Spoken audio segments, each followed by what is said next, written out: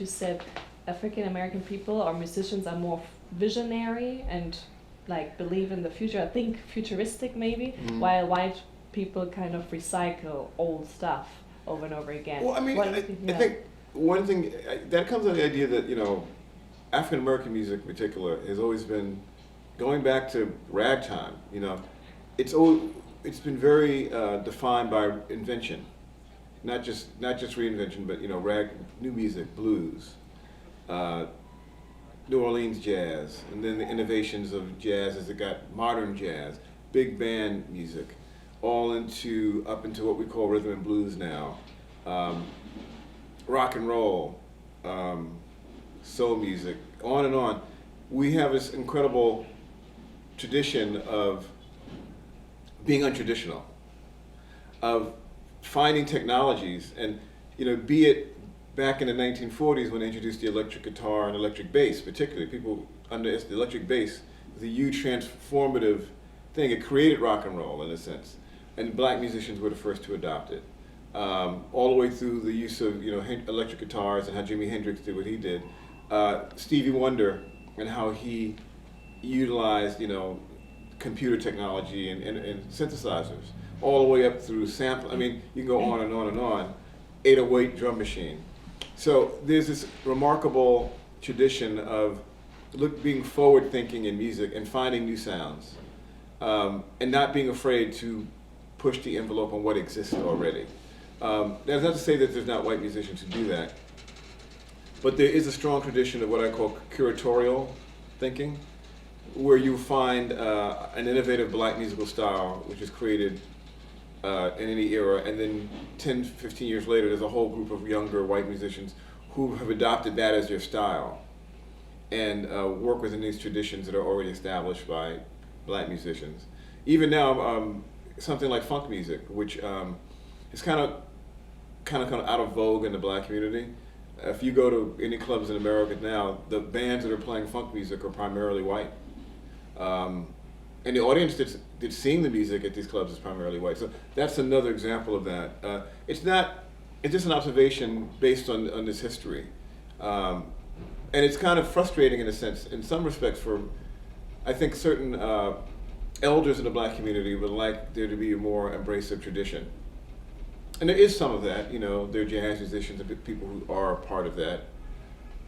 But younger black musicians and younger black audiences tend to be what's next. They're very obsessed with what's next. And I think that's one of the reasons why this music is always, people around the world come to African Americans, come to America, because there's usually something going on musically that's forward thinking. Do you feel like the producer Jay Dilla is some example for that he's very progressive? Well, Jay Dilla is one of the more, you know, he's absolutely, there's an incredible cult. Because he's not really known, he's not like Timbaland or Jimmy Jam or Terry Lewis or any of these famous producers on that level.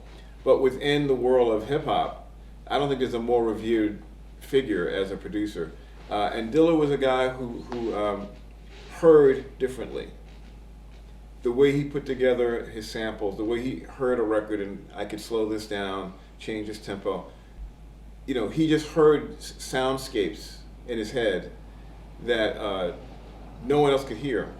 And I think one of the great testaments to his his visionary ears, if you will, is, in fact, is years after he's died, people are still doing new records based on his samples, which is kind of unbelievable because hip hop is such a forward-thinking thing. It's always about what's going on next, and yet people are still going back to his, you know, tracks that he might have made 10 years ago, and using those as foundations for new music. It's quite extraordinary.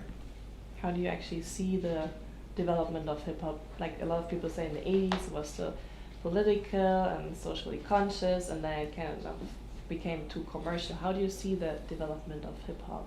Well, I mean, I think all these things are trends. I mean, I think politics, I mean, there's usually, in the most commercial sense, there's like, okay, politics are hip or gangsters here. But even at this top level, whatever's going on here, there's always these other threads.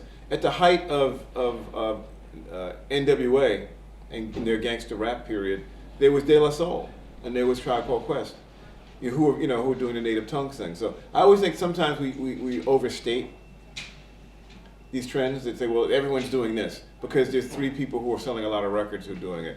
But there's always very strong counter currents in the culture. So I think that, if you looked at hip hop's evolution, its evolution more out of schoolyards and out of long rhymes to people figuring out we have to make them into songs. That's the first big change, And then you had sort of the rock influence stuff that Run DMC and PE, to some degree LL was doing. There's a whole period of that, and then you have the political music and a lot of political bands, and then you had sort of out of politics, you had sort of the hardcore rap, then you had the gangster thing, and then you had the bling thing. I mean, and we're using these as very broad things, so there have been these evolutions at the height. But I think that the artists who have the most durability are those who manage to maintain a personal point of view. And what do you think about something like neo soul that like Erykah Badu and D'Angelo were involved in? Well, that was a really fun period, I don't know, roughly 95, 96 to like 98. You had this debut of this amazing group of young artists. Within that period, Erykah Badu came out, Maxwell came out, D'Angelo came out, Blige, and there was a number of other artists who were, but I think those are probably the most, Jill Scott. I mean, there was this whole movement of who were somewhat influenced by hip hop on some level, but also harking back to some of the sounds of 70s, R&B. I mean, Maxwell's first album, he in fact uses Wah Watson, and there's some other real artists from that era, that he brought back. Jill was tapping into, both sort of a soulful, almost Nina Simone thing. So there was a lot of referencing and a sort of a shared aesthetic, The Roots, Amir Thompson became kind of part of that thing. Raphael Sadiq. So I mean, it was a really, my only thing that's saddest about that period is that for many of those artists, their first record or two was their best record. And also, many of them, unfortunately, had these huge gaps. I mean, Maxwell had a huge gap between his, the last few years. Obviously, D'Angelo, legendary, still waiting on his 3rd album, which is supposed to be coming this summer. So I think that the neo soul thing was a really great moment, and I don't necessarily think it fulfilled all of its potential as a musical movement. The good news is that all those artists are still relatively young, and there's a lot more music in them. But they came in, there was just that moment where they all came out in this period and seeing, wow, this is going to be the next thing. And it really, it influenced music, but it didn't perpetuate itself, I guess, is the best way. I mean, because right after that, Beyonce comes out. And why do you think, like Erykah Badu and the others, only the first record was really the best record and didn't evolve that much? All those things are, a lot of those people were friends. It's hard to say. I have to think about why. I think it's very individual. I don't think, even though they came out around the same time, they all had their individual struggles with success. I have some theories about that, but I don't feel strongly enough that I want to put them on record. I just think there's this historical accident. There's a movement. People were interested possibly because of hip hop sampling. There was an interest on the record companies to artists who harked back to that, and there was this really talented group of artists who emerged around the same time, who tapped into some of the roots of the things that hip hop was sampling, in terms of the kinds of music, as D'Angelo would say, head nod. He called it, head nod R&B, that kind of stuff. Everyone's smoking a joint and it's very dusty, and that was a kind of a vibe. It was kind of a real cool, laid-back, soulful thing that was really necessary. But what happened next is that you had this very metallic, I don't say, very shiny, computerized R&B that sort of Destiny's Child kind of embodied, and then Beyonce's a solo artist, which is not to say that she's not talented or soulful, but her approach to the music was much brighter, more colors, and a little more mainstream pop oriented.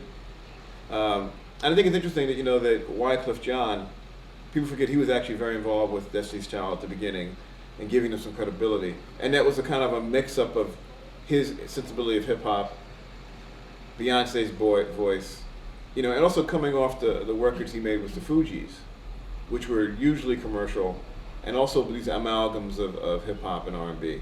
So Wycliffe, Destiny's Child, and then Beyonce just extended those ideas out, and took the ideas of how do I meld hip hop and R&B, and took it beyond what even Mary J. Blige had done in terms of commerciality, making it accessible not just to a hardcore of soul music fans or hip hop fans, but to the globe. So as you mentioned Mary J. Blige, she did something like hip hop soul. Can you explain a little bit more what kind of music that was, or what she actually represented? Because a lot of people felt like there's so much pain in her voice, and she's so soulful, and there was so much more maybe to that. Well, I think Mary J. Blige is really, really an important artist.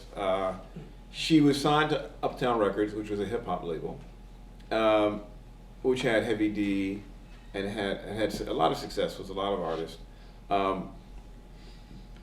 Puff Daddy was a young A&R guy, and he was kind of assigned to her. And they really figured out a way to use the kind of samples that hip hop used, or even make original tracks that sounded like samples in some respects, to had the right clothing, and to not worry about, technically speaking, her early voice isn't the greatest technically. There's some flat notes in there, and there's some other things that, technically speaking, that's not good. But that was one of the problems with music at that time. A lot of soul music was so technically precise that it had lost a lot of contact with the emotionality. And what Mary did is bring back a kind of painful soul to black music. And she immediately, it didn't take her more than one album to become like an iconic presence in the black community, because she brought back soul music. But she brought back soul music in a musical package that P. Diddy and the other people at Uptown helped create, that was contemporary for younger audiences who were growing up in hip hop. So again, this idea, how do you tap into the emotionality and the kind of openness, which is what soul music is always about, and make it feel relevant to kids who grew up on Bap Boom. And that's what they were able to do with Mary. And Mary, right now, is one of the most beloved artists of her generation by far. And in fact, you can make the argument that she kind of represents the Aretha Franklin figure for especially black women. I mean, she is really, really respected, and she's seen as an extension of a lot of their issues as women. I mean, she really, it's not even a black thing, it's a woman thing that she taps into. Not to say she doesn't have male fans, but there is a emotional connection to Mary that's quite, if you ever go see her live and she does certain songs, it's just an experience that goes on with her that she really embodies. So I mean, Mary J. Blige is probably the most important bridge that we have between what was soul music and what is hip hop. I mean, and everybody who came after her, from Beyonce to even Rihanna, and all of them have to. Mary is a person you kind of have to listen to, and then I go through Mary to find my own voice, and I think that's very, very true. Why would you say hip hop sampled so much of soul music? Why was there so much reference actually? Well, I mean, the foundation of hip hop, was funk and soul in terms of the kinds of things that you heard at a party, the DJs played in the park.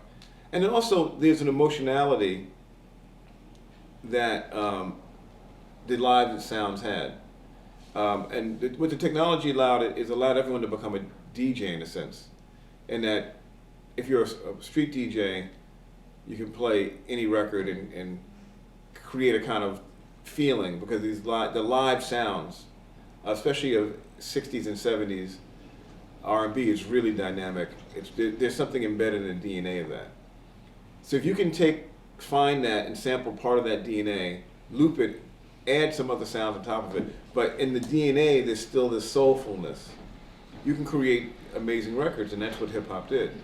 They kind of, either, depending on how you look at it, either pimped or played homage to this music, depending on how you feel about what they did.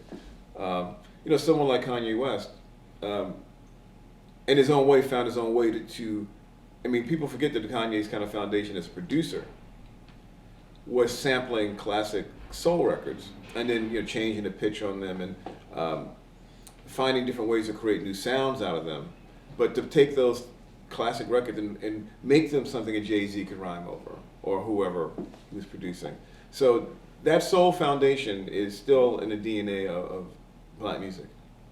So you said like the technical part of music evolved, and I mean then we became like all this digital kind of music evolved, and now there are people who go back to the analog actually again, you know, like Michael Kiwanuka, Leon Lavas. They make kind of music that sounds a bit like in the 60s. Why do you think it goes Well, also back depend. to that? I mean, there's always these. I mean, also this goes to the point I made earlier. A lot of the records that you're referring to that are by younger Black artists that might be referring to 60s. A lot of those are made by European Black artists, not American Black. Not to say there's not, but you know, Michael Kiwanuka and some of the other artists who are coming over from the UK, Black and white actually. You know, I mean, I would say it's more European to me. I don't even see it as a Black-white thing.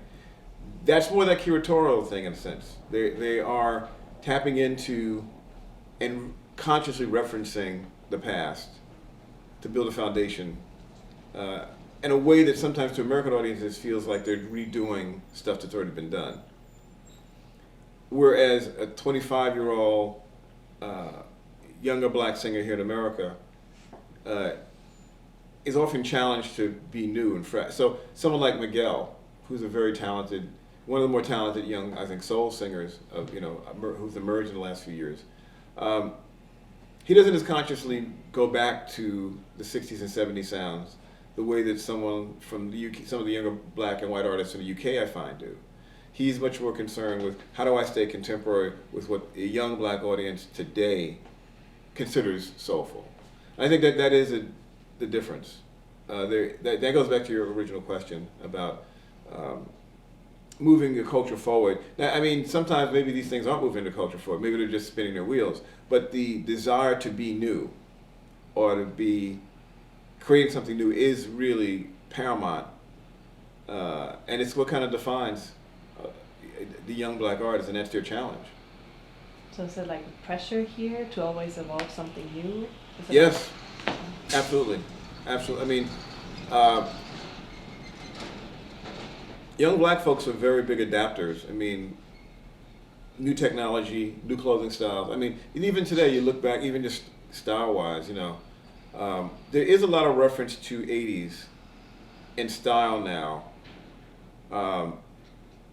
You know, the baggy era is over. If you're walking around with a baggy, oversized sweatshirt with a big logo on it, you look really, I mean, it's not even retro yet, you know? So there's a lot, there definitely are some referencing visually in the clothing to 80s. Solange Knowles, you know, does a lot of that kind of stuff. But there's also something very contemporary about their spin on how things are designed and stuff. So I think that's the challenge always is, how do I push forward? How do I make my own identity within this tradition? I mean, how consciously do I go back to the past, and at what point do I need to divorce myself from that? I think that's the overall, when you look at this whole history of music that you're talking about, that's one of the big challenges is for any artist is, because some people are inherently innovative and can create new mixes. And some people aren't. Some people are just talented singers and have to figure out what box do I put my voice in. And that's that, you know. And so some people are visionary like that, and some people are like, I'm just talented. I got to figure out where I fit. I would also like to talk about the connection between politics and music. Like when you look at what happened to Trayvon Martin, then also the LA riots, and then the Detroit riots, how was music always connected to these horrible things actually that happened to African American people, and then a riot like erupted, and then how was the music always linked to that? Well, I mean, it depends on how you say linked. I mean, there are explicitly political records. I mean, in the 60s, everyone goes back to Curtis Mayfield. And he was writing these kind of civil rights anthems, very based in gospel music. Amen and Keep on Pushing. And, as the era evolved, he evolved and, did more aggressive sounding songs, Future Shock and stuff like that. So I think the events happen and the artists respond to them. I don't think the artists lead the music, lead the people. I think that people lead the artists. I mean, right now it's interesting. After Trayvon Martin, there's a lot of anger in young black communities, and a lot of it has to do with how they're policed, and the police deal with them. And in New York, we have stop and frisk, and there have been some minor riots here in New York in the last few months over another shooting. There's this whole pattern of police shooting young black teenagers in the name of better policing. So it's not like, however, that we have a public enemy right now. It's not like there's a major artist who explicitly is dealing with this. Yet it comes up. So the dynamics are more. It feels more diffuse at this moment. Jay-Z and Kanye had a song on their album together called Murder to Excellence. I forget the album. But they had a couple of songs on their collaborative album that explicitly talk about the high murder rate in the black community. So it's something that comes up, but it doesn't seem like, at least to me, that there are any artists who are making that an explicit part of everything they do. I mean, this guy Lupe Fiasco has talked about it. So there is a dialogue, but it feels much more diffuse than it might have a few years ago, because there's no pop artist who is defining their artistry through politics, the way that KRS-One did to a great degree, the way that Public Enemy did, and some other, X-Clan and some other bands did. Even Ice Cube, there doesn't seem to be, and that may be commercial calculation, it may be the pressure from record companies, it's a whole bunch of factors. But we don't, so this is one era where it's there. The dialogue about what's going on is in the music, but it doesn't seem to be driving any artist. And sometimes an artist needs to kind of declare themselves to really focus what Bob Marley did in a sense, or even Stevie at a certain point, or it'd be great to have a Lauryn Hill out here talking about this stuff, but it doesn't seem like she's interested. She's doing what she's doing, whatever that is. So I think that's the biggest difference right now, is that traditionally there's been a lot of artists who made it their business to make the conditions in the black community a big part of their musical stance. And now it doesn't seem to be so. Well, when you look at, for example, Diana Ross and the Supremes and also the Vandellas, I assume they didn't, were not that politically active either, or didn't look like it, in their music. Well, I mean, they weren't, that wasn't their job. I mean, they were selling love songs and glamour. I mean, the Supremes did a song called Love Child, when they dealt a little bit with, out of wedlock pregnancy, but that wasn't what the Supremes did. That era, I mean, but that was, the early 70s, I mean, you had Curtis Mayfield and Sly and Gamble and Huff was all the artists with the OJs and Hammer of the Blue Note. So there was a lot of political commentary in the music. It seems to me it goes in phases. It's edge and sways, because you can go from that early 70s and you can go to the 80s period. It goes back and forth. I do think that I don't think this has been a particularly overtly political musical period, which is disappointing. And like that song Dancing in the Streets by the Vandellas, do you think it had been actually used in a different way, they might not have thought about it using it I politically. mean, but that's the thing when we talk about politics and music. There's the overtly political song, and then there's a song that has a life outside of what the writer intended. So sometimes the most quote unquote political songs are things that people adapt. I mean, you know, Dancing in the Streets became one of those things where a lot of songs that she did, people thought they were reflecting, you know, the turmoil, you know, Heat Wave even. So even though Martha and the Vandellas were not an overtly political band, a lot of the music was adopted because the message of it was ambiguous enough that it could be taken in a number of different ways. So when we talk about the 60s, usually, especially like in Europe, people think about the Beatles, you know, but not so much about Diana Ross, even though she was the star those days, and the Supremes. So why do you think that is? Well, I mean, they think about Motown, but people think about Motown. I mean, Motown, the Supremes are just a reflection of an overall incredible musical movement out of Detroit. And the songs all had all kinds of meanings and feelings. You know, I Heard It Through the Grapevine is another song that the feel of the record felt ominous. It's at least Marvin Gaye's version of Heard It Through the Grapevine. It feels ominous, it feels dark, it feels like something's going to happen. That wasn't an overtly political record, but it had a feeling of the time. Smiling Faces by Undisputed Truth, written by the same songwriter actually, Norman Whitfield. Another song that had this ominous thing that people thought, well, it had something to do with Watergate, because it's about smiling faces sometimes pretend to be your friend. So I mean, these songs, that's the beauty of a great song, is that it doesn't have to be about anything per se.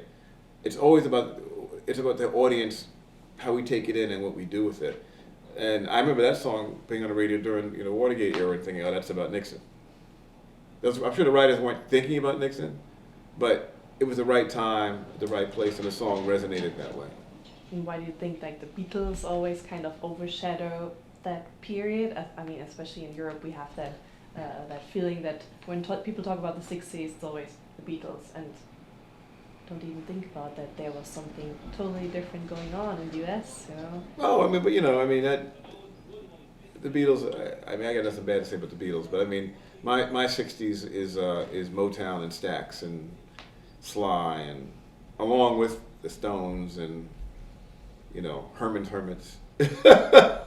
But no, I mean, my 60s, anybody who grew up in, Motown is a huge part of anybody who grew up in the 60s, identification of that era.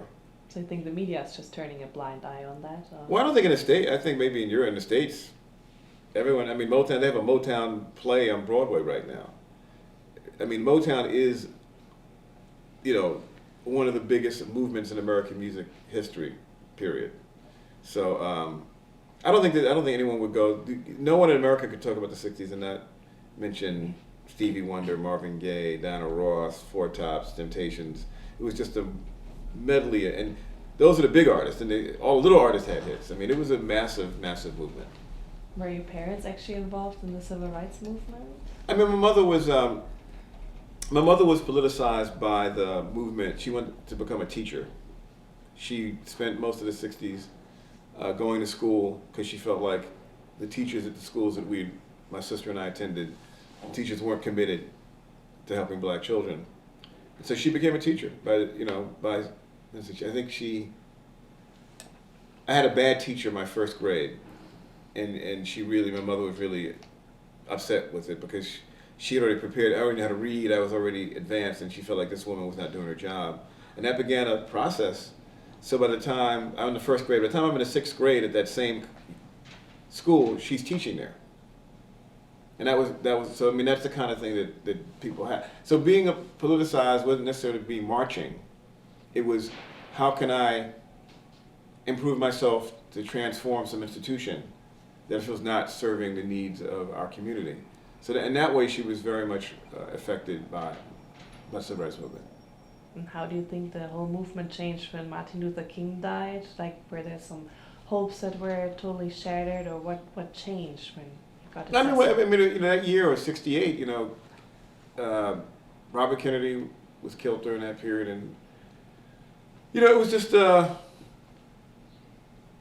you know, when you have your figurehead or leader um, assassinated, it changes things. But one of the things that was going on, and it sort of happened next, was you really had this movement into electoral politics. So around the time of King's death, 68, you also had the beginnings of these black mayors in places like Gary, Indiana, Cleveland, Ohio. Eventually, throughout the entire early 70s, and really going on into the 80s, you had this movement, especially on a city level. You had a lot of white flight. And so in city after city, you had a rising black community and a rising black political class. So, you know, LA had a black mayor, and Detroit would have a black mayor, and eventually Chicago would have a black mayor, Philadelphia, Atlanta. These were really powerful things. So post-King, the idea that we could gain some kind of authority over our lives through electoral politics was very, very big. I mean, the creation of the Black Caucus in Congress. So a lot of the energy went from protest into electoral politics and building some kind of power bases. And that's one of the big shifts that happened in America post King's death. Did it also become more militant, more radical, or? Well, I mean, that's one. I mean, you have that, but the radical militant thing only went on for so long. You know, you had the Panthers and US Organization and a lot of other groups, with the Panthers probably being the most visible. But at the same time, you had this other movement, which is more enduring, ultimately. And a lot of people who were actually militants ended up becoming mayors and councilmen and congresspeople themselves. So the electoral politics thing is really big. I mean, when Richard Harrichert became mayor of Gary, Indiana, when Carl Stokes became mayor of Cleveland, these were when Tom Bradley became mayor of Los Angeles, all of which happened within about a 5-year period after King. And there's many, many more. This was a huge thing. The introduction, having black people in leadership positions in major American cities was very, very significant, and was a direct result of the Civil Rights Movement. I would also like to talk about the Vietnam War. Like, why do you think black people want to serve a country that actually treats them so badly? Well, I mean, I think it's part of it is a lot of black people didn't necessarily think that they were being treated that badly. I think they felt like they were. I mean, you have the generation.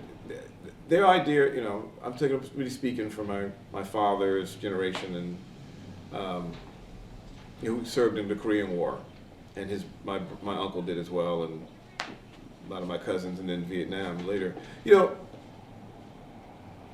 entry into the military was seen as a way out, a way to get educated, get a better job, and to make a point about their commitment. So it's easy to criticize, well, why would they do that? But on what level, how do you improve your condition? And everyone's not going to be an activist. You know, part of it also is you have a wife and kids. And the Army, still this day, is a place where people can make some money to support their family. So all of these things played out. There was a GI Bill. If you played in the Army, you could get, you know, a free college education. So the Army during Vietnam was still seen as a, you know, also there was a you know, you had to serve. It wasn't necessarily like you volunteered like now. You're like, come here. If you want to run to Canada, that's it. You're going to do the job. So there was obviously you had the draft, but also there was a lot of pride in the military, because there was a certain sense of respect you still had to have. You received. So a huge part of the Vietnam War were black soldiers, especially the infantrymen. So there's a lot of casualties. But that's also how you get your Colin Powells and so on. My uncle, Uncle James, started serving during Korea, and it stayed in the military until he retired. You know, so I have career soldiers in my family, and for them, being in the military was a way to build a foundation, financial, as well as to make a point about the worth. I mean, because one of the psychological battles in America has always been the worth of a black life, and are you capable? Can you lead people? Can you execute? Are you efficient? And being in an army was a place where people could prove they were, and they felt in some respects, that they were given a better shot at advancement than they would have been in corporate America in the 60s and 70s, even to the 80s. And to a great degree, there's very few Colin Powells in corporate America, that were able to rise to the levels he was able to rise. So there was something, that's the other side of the equation. There's the repression and there's the segregation, but can this military service be a tool to advance myself and my people? And did it actually pay off? Because I read that when a lot came back, it was still the same. It depends on the era. And what you were able to do with it. A lot of the black, because you got to go back again to the 60s and 70s, black policemen, there weren't a lot. A lot of the soldiers became black policemen. A lot of soldiers went into civil service. A lot of the black mayors and the congresspeople had that military background. So it was definitely an asset to those who were able to use it. Conversely, there was a lot of, especially Vietnam particularly, there was a lot of drug addiction. One of the things that happened during the Vietnam War years, soldiers bored or scared, heroin was really, really available in Southeast Asia. I've told stories that, outside the bases, there'd be people selling heroin right outside the gate. So a lot of guys came back addicted. It created a larger market for heroin, and a lot of the people who became junkies, that legendary, the images of them hanging out on street corners and so on, from the 70s and the 80s. A lot of those guys were veterans. So that's the other side of it. That Vietnam had some really profound effects, negative and positive, on Black America, and heroin was one of the negatives. I also want to talk about the Olympics. Let me just check one of my questions. And also maybe first the hippie movement actually, that came with Vietnam as well. Like, how was that perceived by African Americans, the hippie movement? Well, I think initially there was some skepticism, but it became, when Dick Sitting on the Dock of the Bay, for example, that song was written in response to Otis had been at Monterey in '67, and it was his first experience with, the flower children, the hippie kids.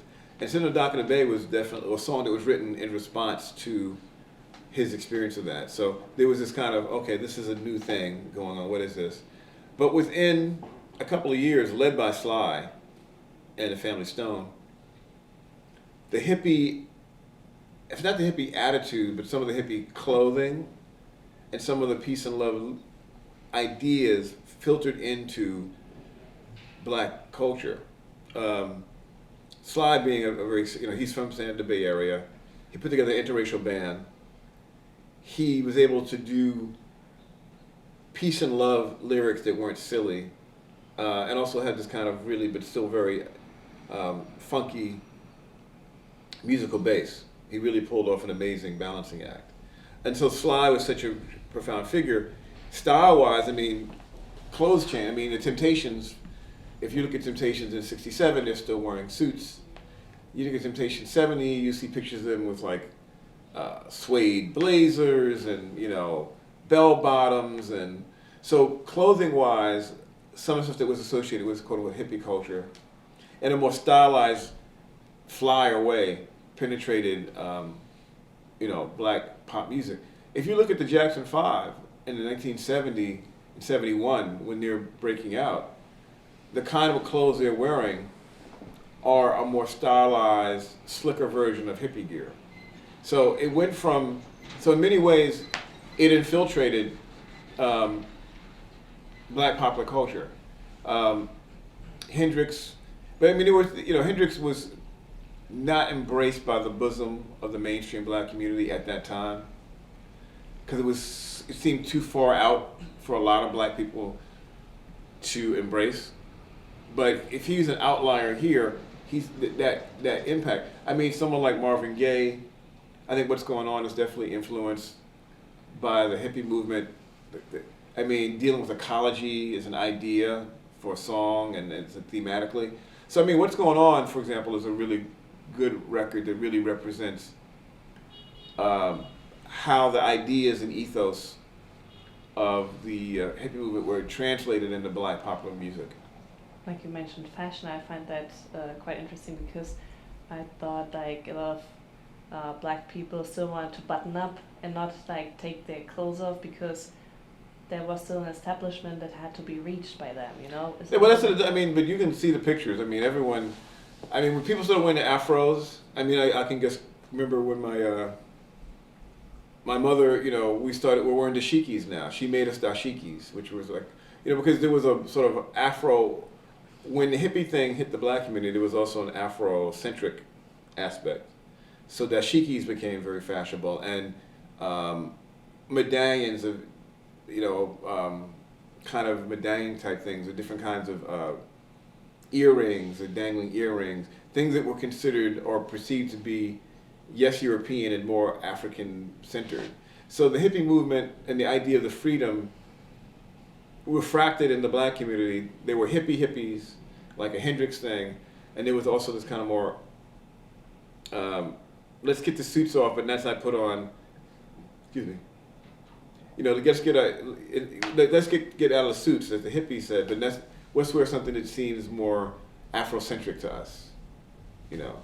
So there was definitely that, and it was just fly clothes. I mean, I remember, you know, girls in halter tops, which, you know, and so all these things, people became more loose. If you look at the film Wattstax, that documentary, which I'm sure you guys have either seen or will see, you'll see the clothes, what people are wearing at a concert in LA in 1970, 71, and it's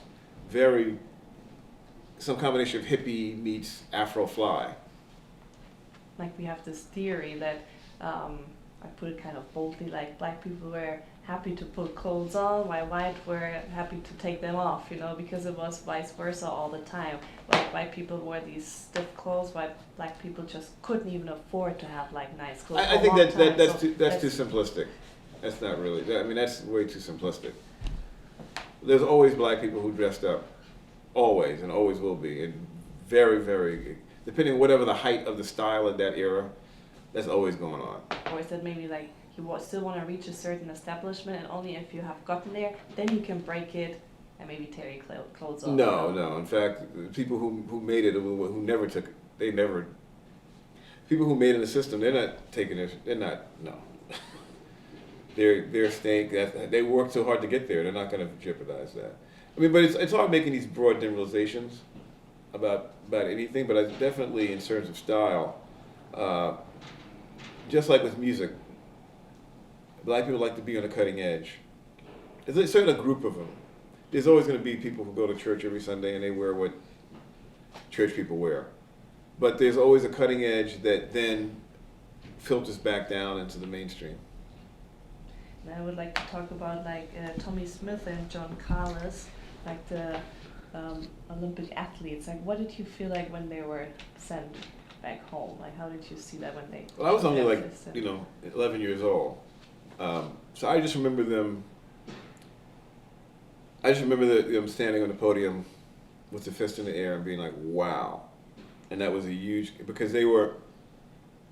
What that meant at that time, you know, was totally considered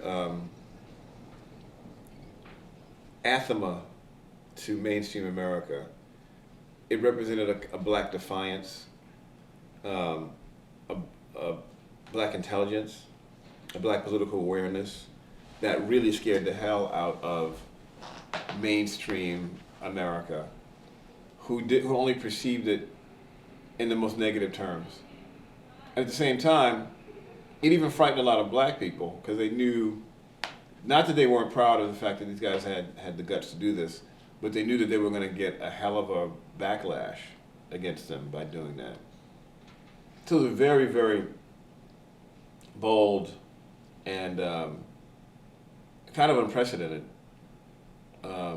event. and just amazing to see. Let me just check what else there is. Yeah, maybe we can specifically touch on Muhammad Ali again when he kind of refused to join the army actually in Vietnam. Can you maybe comment also on that move that he made? Oh yeah, I mean, Ali was the greatest athlete of the era. He was a showman. He was funny, charismatic, handsome. No one had been faster. His footwork was amazing, hand speed. He was maybe the greatest heavyweight boxer of all time. And he could have easily have made a deal. The government was willing to give him some kind of deal where he'd go on the weekends, and he could have easily made a deal with the government to keep fighting. But because he really believed in the tenets of Islam and what he'd been taught, he refused the induction. And in so doing, set a course that made him beyond a great athlete into a man of moral conscience. And to this day, Ali is probably one of the, maybe still the most admired athlete around the world, because he had this amazing combination of incredible charisma, beauty, just in terms of his physical beauty and the way he boxed was beautiful, intelligence, and a political consciousness that almost no other athlete has ever, at the peak of their powers, walked away from millions of dollars in prestige for a political principle. That just doesn't happen. It's so rare. It's almost to be unprecedented then, and still unprecedented. As big as Michael Jordan is as a brand, he's not Muhammad Ali. No one is, because of that combination of greatness and conscience. I'd like to ask you one last question for my film, actually, because I met a black doctor and she's married to a white man, and she said she couldn't find a black man in her league. What do you think about a sentence like that, or a statement like that? Well, it depends on what she considers her league. I don't know what her league is. If she wanted to marry another doctor, I mean, put it this way: if she's looking for, I don't know enough. I just say that I don't know if it's about league. That's interesting. Her thing is she wanted a guy who had a certain amount of money, a certain amount of prestige, whatever. There are black people who are like that. The black guys that she met might not have wanted her. Let's look at it that way. I mean, it's not always a two-way street. You also it's a reciprocal relationship, this marriage thing.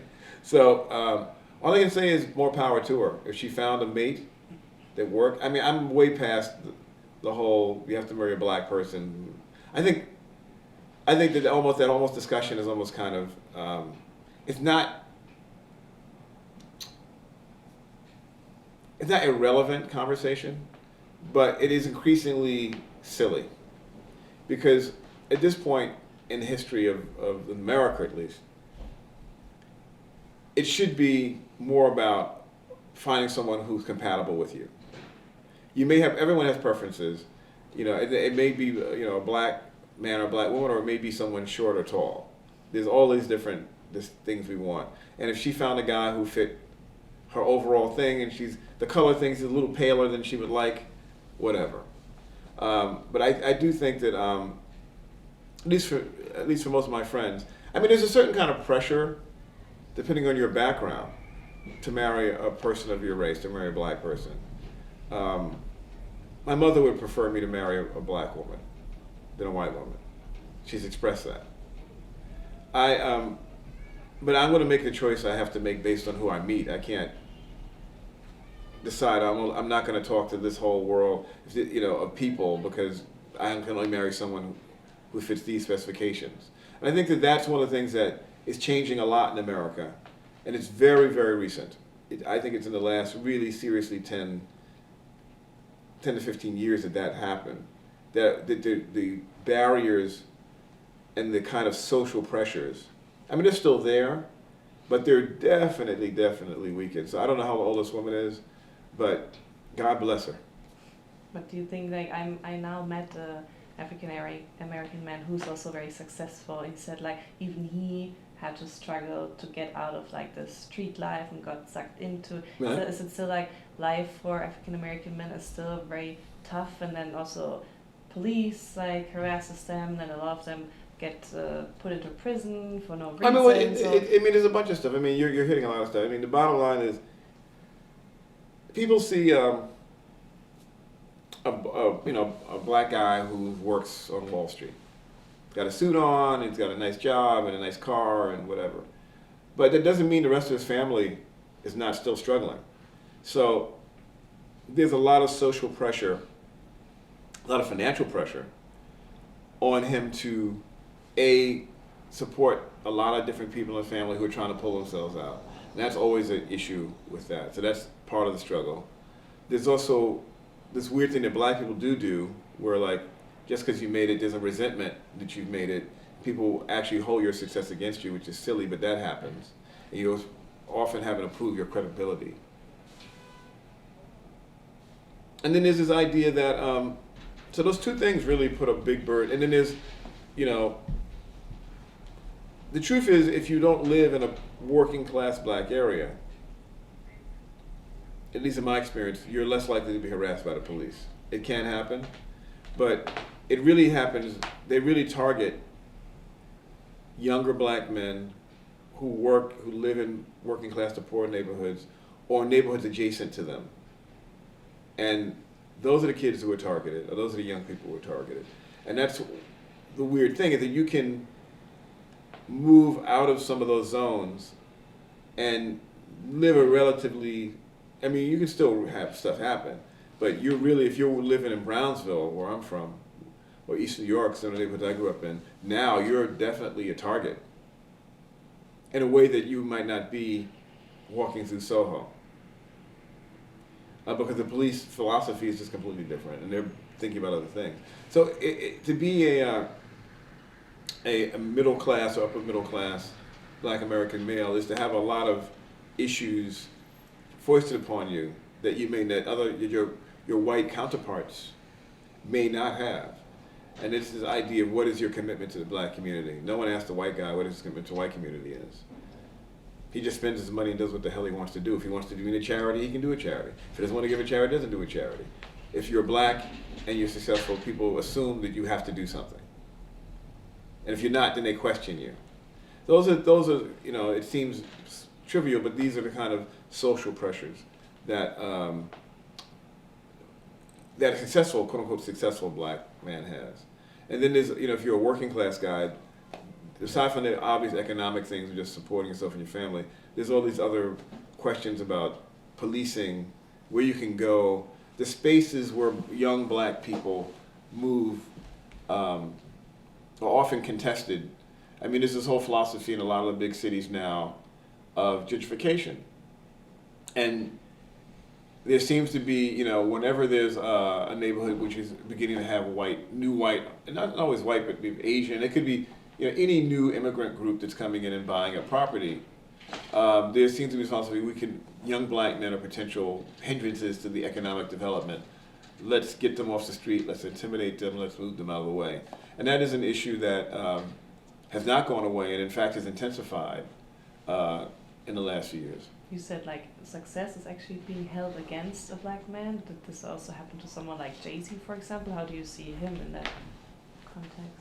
I mean, I'm really not thinking about Jay-Z, because Jay-Z's got, that's a whole different strata thing. I'm more interested in the guy who works for an insurance company, who works for a Wall Street brokerage firm, who's a normal guy. That's the guy who's under real pressure, because he may have enough money to have a nice house in New Jersey, and he may be sending his kid to private school, but he's not super rich, and that he's the economic downturn hits him, and people are always on him to loan them money, to support your mother, support your cousin. There's a lot of that goes on.